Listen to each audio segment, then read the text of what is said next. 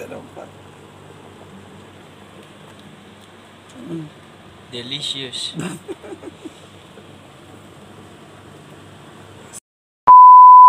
Hello! Magandang gabi po sa inyong lahat. It's me again. Video po ay gagawa po tayo ng photo. Ito po ay photo is gamit po natin yung flowers. So, kung papakita ko po na sa inyo, ito po yung ating gagamitin po ngayon. Ito yung flowers. So, iba't ibang klaseng po. Pwede first class at pwede din yung second class. So, ginamit ko ngayon is a first class.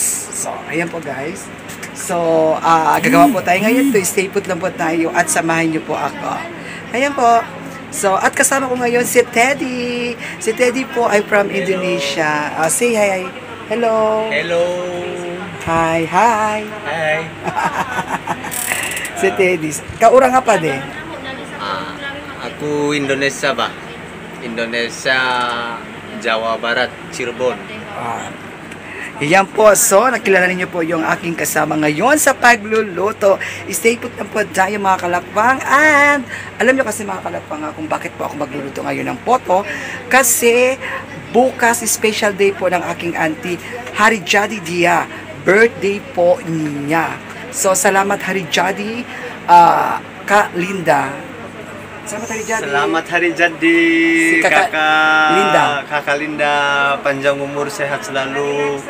Semoga dilimpahkan rezekinya, disehatkan selalu. Semoga ditambahkan umurnya, apa yang diinginkan semoga cepat tercapai. Ayan.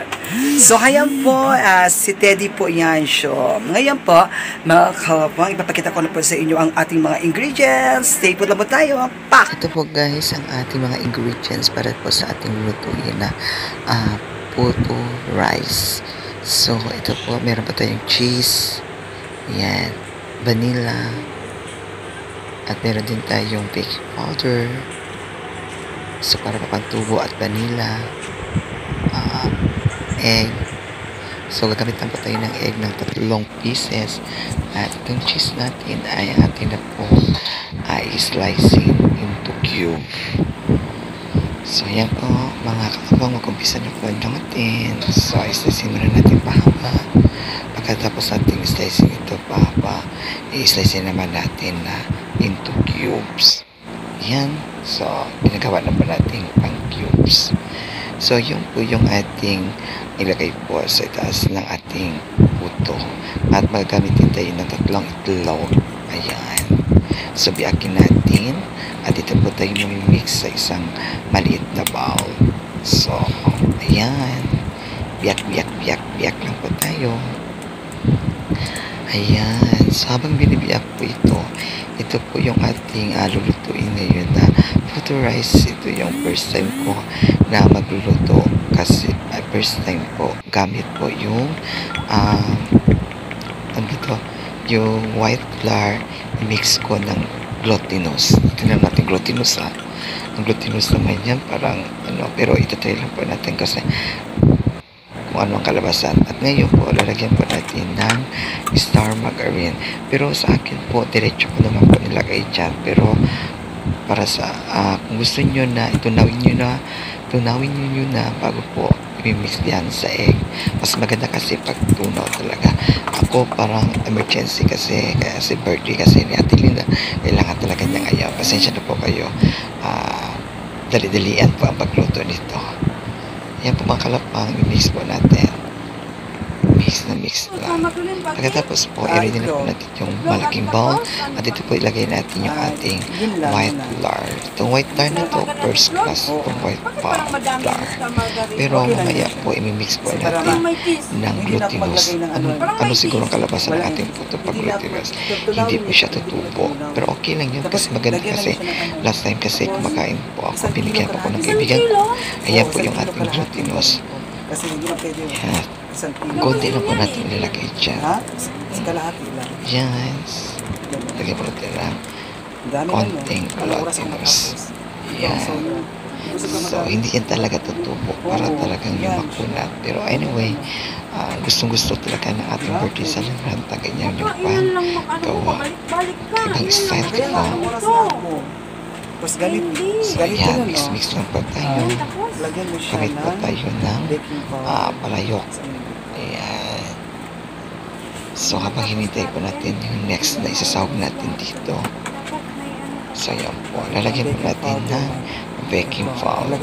So depende na po sa inyo. Para sa akin siguro 3 kutsara po. Ayan. Ayan, lagyan po natin 3 kutsara. Tatlo. Ayan, pagkatapos mata natin ilagay. Dapat ang susunod po natin gawin ay ilagay natin yung ating evaporated milk. So kahit anong po klaseng brand evaporated, basta evaporated. Susuuran. Diba? So gagamit po ako ng 2 evap.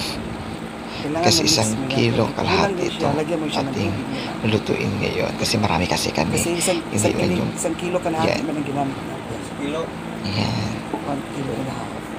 So, isa pa.